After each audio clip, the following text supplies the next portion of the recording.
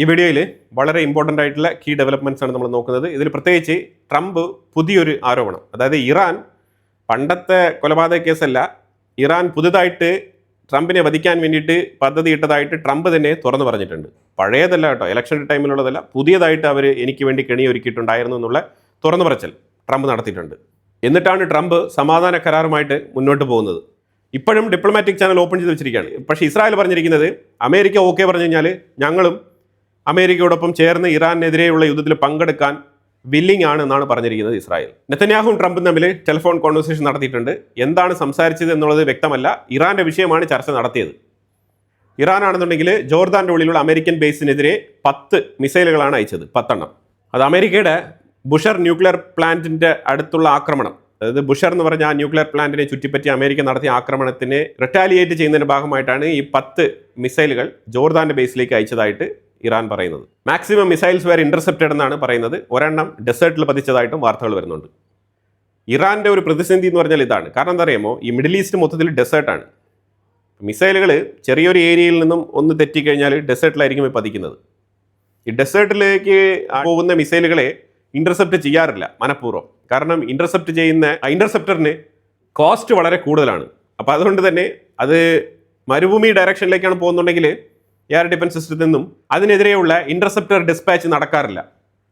അത് radar system തന്നെ automatically ആ കോർഡിനേറ്റ്സ് അങ്ങനെയാണ് സെറ്റ് ചെയ്ത് വെച്ചിരിക്കുന്നത്. അതുകൊണ്ട് മരുഭൂമിയിൽ ചെന്നിട്ട് പതിച്ച് കുഴിഞ്ഞിറങ്ങി നിൽക്കുന്ന മിസൈലുകളൊക്കെ കണ്ടിട്ട് കണ്ടോ ഇറാൻ വലിയ വലിയ മിസൈലുകൾ അയച്ചിട്ടുണ്ടെന്ന് പറഞ്ഞിട്ട് ആഘോഷിച്ചിട്ട് കാര്യമില്ല. അത് ശരിക്കും വേസ്റ്റ് ഓഫ് മണിയാണ് ഇറാൻ്റെ. IDF ഗാസയ്ക്കുള്ളിൽ നടത്തിയ ആക്രമണത്തിൽ 6 ഹമാസ് മെമ്പേഴ്സ് കൊല്ലപ്പെട്ടിട്ടുണ്ട്. ഹമാസിനെ തുരത്തി അടിച്ചുകൊണ്ടിരിക്കുകയാണ് ഇസ്രായേൽ. അതിന് ഒരു കോംപ്രമൈസും ഇല്ല. അത്തരത്തിലാണ് കാര്യങ്ങൾ മുന്നോട്ട് പോക്ക്. പ്രത്യേകിച്ച് ഇറാനുമായിട്ട് ബന്ധപ്പെട്ട യുദ്ധം നടക്കുന്നതുകൊണ്ട് തന്നെ ഈ ഗാസ വിഷയമൊന്നും ആരും തന്നെ വലിയ രീതിയിൽ ഫോക്കസ് ചെയ്ത് ചർച്ച ചെയ്യുന്നില്ല. അത് ശരിക്കും പറഞ്ഞാൽ ഇറാനെ വിശ്വസിച്ച് കളത്തിലിറങ്ങിയ ഹമാസിന് ഒരു തിരിച്ചടിയായിട്ടുണ്ട്. കാരണം ഇവരെ ആരാണോ ഫണ്ട് കൊടുത്ത് അങ്ങോട്ട് അയച്ചത് അവർക്കെതിരെ തന്നെ ആക്രമണങ്ങൾ അതിരൂക്ഷമായി നടക്കുമ്പോൾ ഇവരുടെ കാര്യങ്ങൾ ആരെടുത്ത് വെച്ച് ചർച്ച ചെയ്യും? അതൊരു പ്രധാനപ്പെട്ട പ്രതിസന്ധിയാണ്.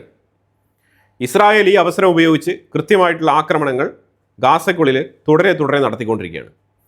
ഇന്ത്യൻ ആർമി ലോയിറ്ററിംഗ് എമ്യൂണിഷൻസിന് വേണ്ടിയിട്ടുള്ള ഓർഡർ പ്ലേസ് ചെയ്തിട്ടുണ്ട്. അത് ടാറ്റ കമ്പനിക്കാണ് കൊടുത്തിരിക്കുന്നത്. 1600 കോടിയുടെ പ്രോജക്റ്റാണിത്. 1600 കോടിയുടെ ഓർഡറാണ് ടാറ്റ കമ്പനിക്ക് കൊടുത്തിരിക്കുന്നത്. ടാറ്റ നൈബ് എന്ന് പറഞ്ഞ കമ്പനിക്കാണ് ഈ ഓർഡർ കിട്ടിയിരിക്കുന്നത്. ബിഡ് ചെയ്തിട്ടാണ്, ഓപ്പൺ ബിഡിങ്ങിലൂടെയാണ് ഈ കോൺട്രാക്റ്റ് ടാറ്റ നൈബിലേക്ക് പോയിരിക്കുന്നത്. അല്ലാതെ പ്രത്യേകമായിട്ട് ടാറ്റ നൈബിന് ഫേവറിസം കാണിച്ചുകൊണ്ട് കൊടുത്ത ഓർഡർ അല്ല. ബിഡ് ചെയ്ത കമ്പനികളിൽ ഏറ്റവും കുറഞ്ഞ റേറ്റ് കോട്ട് ചെയ്തിരുന്നത് ടാറ്റ നൈബാണ്. ഇന്ത്യൻ പ്രധാനമന്ത്രി 3 രാജ്യങ്ങൾ വിസിറ്റ് ചെയ്യുന്ന ഭാഗമായിട്ട് ഇന്തോനേഷ്യയുടെ വിസിറ്റ് പൂർത്തിയാക്കി ഓസ്ട്രേലിയയിൽ ഇന്നലെ എത്തിയിട്ടുണ്ടായിരുന്നു.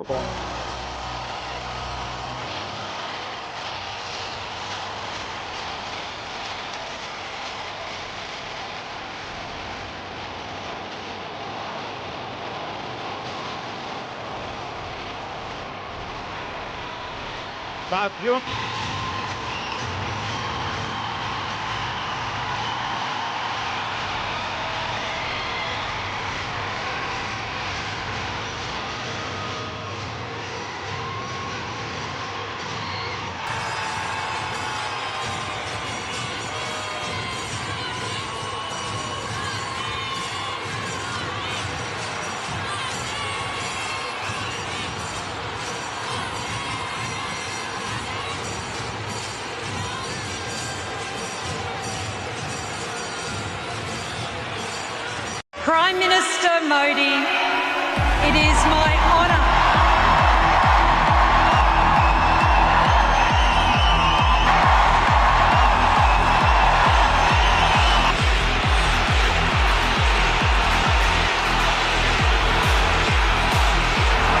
യുറേനിയം സപ്ലൈയുമായിട്ട് ബന്ധപ്പെട്ട കരാറിൽ ഒപ്പുവെച്ചിട്ടുണ്ട്. എന്തുകൊണ്ടാണ് യുറേനിയം ഓസ്ട്രേലിയയിൽ നിന്ന് നോൺ സ്റ്റോപ്പായിട്ട് നമുക്ക് വേണമെന്ന് നമ്മൾ ആവശ്യപ്പെടുന്നത്?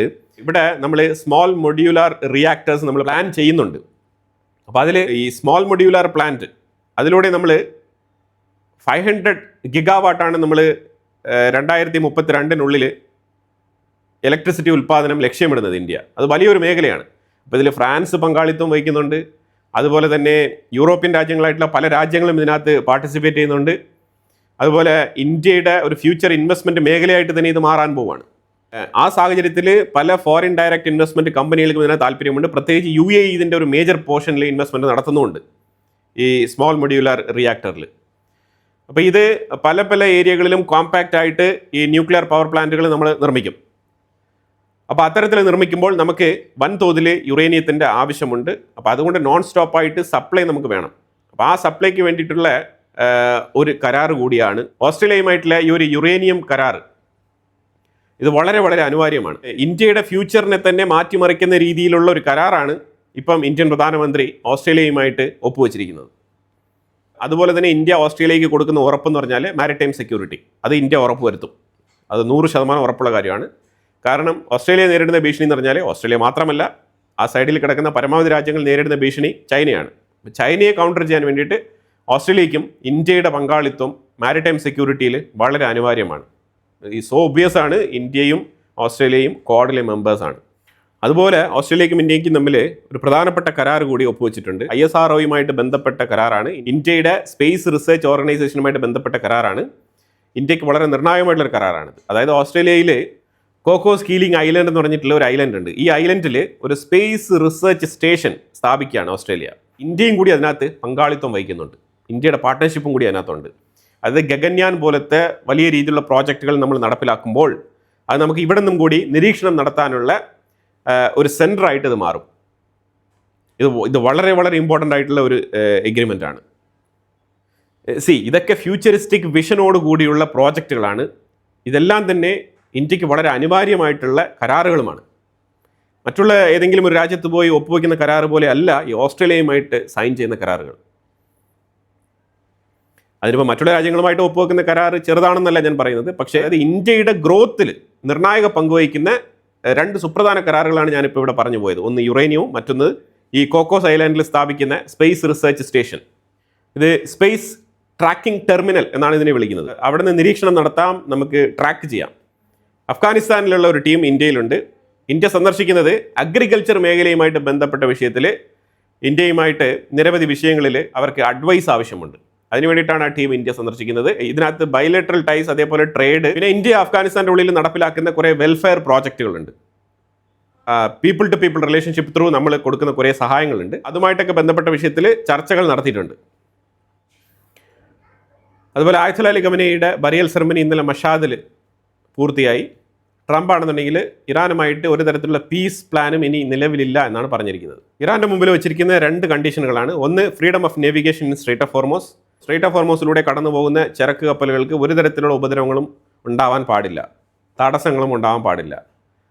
അതിന് ഇറാൻ്റെ സൈഡിൽ നിന്നും ഒരു തരത്തിലുള്ള ആക്രമണങ്ങളോ ഇത്തരത്തിലുള്ള ന്യൂആൻസസ് ക്രിയേറ്റ് ചെയ്യാൻ പാടില്ല, നമ്പർ 1.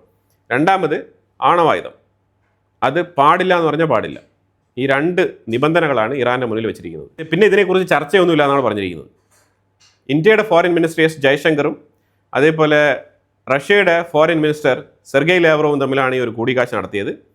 തീർച്ചയായിട്ടും തീവ്രവാദികൾക്കെതിരെയുള്ള നിലപാട്, അതാണ് രണ്ടുപേരും ചർച്ച ചെയ്ത പ്രധാനപ്പെട്ട വിഷയം. അപ്പോൾ അമേരിക്ക ഇറാൻ്റെ ഉള്ളിൽ നടത്തിയ പുതിയ ആക്രമണങ്ങളെ തുടർന്ന് മിഡിൽ ഈസ്റ്റ് മേഖലയിൽ ഒരു അൺസർട്ടനിറ്റി നിലനിൽക്കുന്നുണ്ട്. സീസ് ഫയർ കൊലാപ്സ് ആയിട്ടുള്ള ഒരു സിറ്റുവേഷനാണ്. അപ്പോൾ എന്തായാലും വളരെ നിർണായകമായിട്ടുള്ള വിഷയങ്ങളാണ് നമ്മൾ വീഡിയോയിൽ പങ്കുവച്ചത്. ഇതിനെക്കുറിച്ചുള്ള അഭിപ്രായങ്ങൾ കമൻറ്റ് ബോക്സിൽ രേഖപ്പെടുത്തുക. കൂടുതൽ വാർത്തകളുമായിട്ട് അടുത്ത വീഡിയോയിൽ വരാം. Thank you so much.